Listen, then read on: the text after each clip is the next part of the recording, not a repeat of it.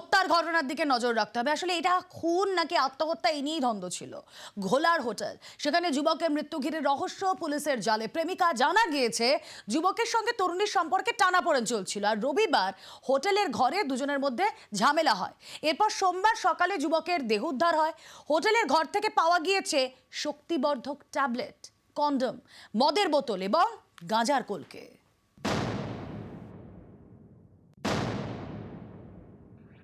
তুমি একা ছিলে না আর কেউ ছিল? তুমি একা ছিলে না আর কেউ ছিল?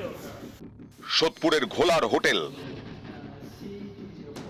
হোটেলের ঘর থেকে উদ্ধার যুবকের দেহ, নাম বাবলু মণ্ডল। সোমবার তার দেহ উদ্ধার হয়। পরের দিন গ্রেফতার বাবলুর প্রেমিকা তিতলি দে।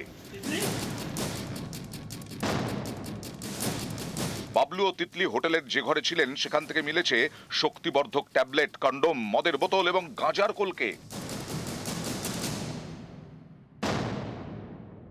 কেউ নিজের জীবন নিজে দিতে পারে না, ওকে মেরে ফেলা হয়েছে। মদ যদি খেয়ে থাকতো, মদ খেলে মানুষ মরে না, কিন্তু মদের সঙ্গে অবশ্যই কিছু খাইয়েছিল, প্ল্যান করেই মেরেছে।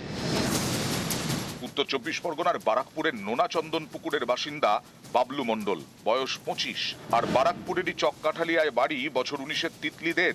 তদন্তে পুলিশ জানতে পেরেছে দুজনের মধ্যে বছর খানেক ধরে প্রেমের সম্পর্ক। সেই সম্পর্ক থেকে বেরিয়ে আসতে চাইছিলেন তিতলি, রাজি ছিলেন না বাবলু।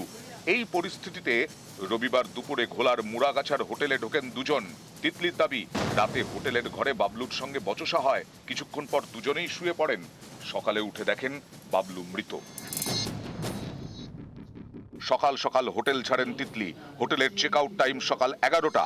বাবলুর সাড়া না পেয়ে তাঁর রুমের দরজায় ধাক্কা মারেন হোটেল কর্মীরা। তাদের দাবি, ধাক্কাধাক্কিতে দরজা খুলে যায়। দেখেন খাটে পড়ে রয়েছে যুবকের নিথর দেহ। খবর দেওয়া হয় ঘোলা থানায়। দেহ উদ্ধার করে পুলিশ। মেয়েটা খুব খারাপ, ওই ডেঞ্জারাস মেয়ে একটা, একদম বাজে। আরো ছেলেরে জ্বালাইছে। ওরা আমি কখনো বুঝতে পারি না এরকম ধরনের ওরা কাজ করছে। চোখেও পড়ে নাই, কখনো কোনো বন্ধু বান্ধবের সাথে শেয়ার করে নাই যে আমি ওই মেয়েকে ভালোবাসি, বা আমাদের সাথে বলে নাই মা আমি ওই মেয়েকে বিয়ে করব, ওরকম আমাদের কখনোই বলেনি।